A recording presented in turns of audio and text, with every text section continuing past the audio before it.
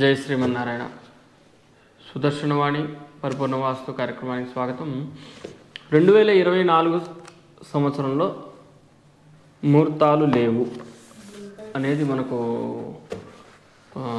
Subject గురించి ఆలోచిస్తే 2024 సంవత్సరం ముఖ్యంగా మనకు ఇప్పుడు జరిగేటువంటి శోభకృతి కాకుండా వచ్చేటువంటి క్రోధి నామ సంవత్సరంలో చాలామంది ఈవెన్ నేను ప్లాన్కి ఇవ్వడానికి వెళ్ళినప్పుడు కానీ అక్కడ గ్రామంలో వాళ్ళు కానీ అడుగుతున్నారు, వచ్చే సంవత్సరంలో ముహూర్తాలు అసలు 7 నెలలు లేవంట కదండి అని అంటున్నారు. 7 నెలలు లేవు అనేది నేను కూడా చూశాను ఇంతకుముందు కూడా. అయితే దాన్ని ఒకసారి మన దగ్గర పంచాంగం వచ్చింది మనది.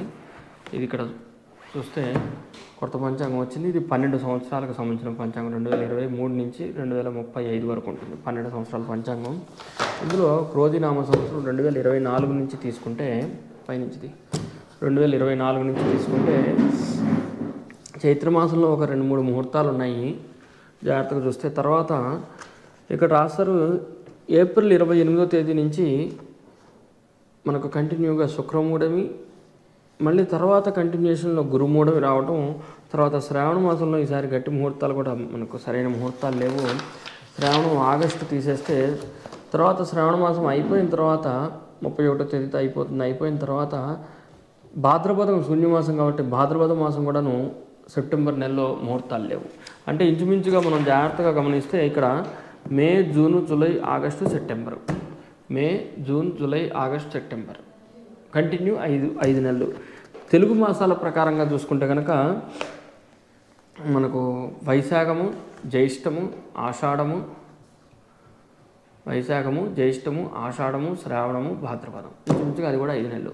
ఈసారి నెలలన్నీ కూడాను డేట్లు ఇంగ్లీష్ మాసాలకు దగ్గరగానే వచ్చినాయి తెలుగు మాసాలు కాబట్టి ఇంచుమించుగా ఒక 4 నుంచి 5 నెలలు గట్టిగా ముహూర్తాలు లేవు. అయితే ఈసారి అందరూ కూడాను లేవండి అంటున్నారు. కానీ ఈ సంవత్సరంలో కూడాను జరిగిన 5 మాసాలు కూడా ముహూర్తాలు లేవు.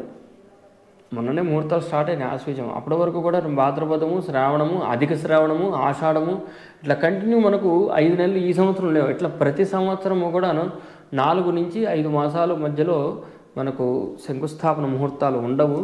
కాబట్టి ఇది కొత్త ఏం కాదు, ముహూర్తాలు లేవన్న సంగతి కొత్త ఏం కాదు. కాబట్టి ఇప్పుడు బాగా ఎక్కువ పబ్లిసిటీ అయిపోయి జనాలు కూడా భయపడిపోతున్నారు. అమ్మో ముహూర్తాలు లేవని భయపడుతున్నారు.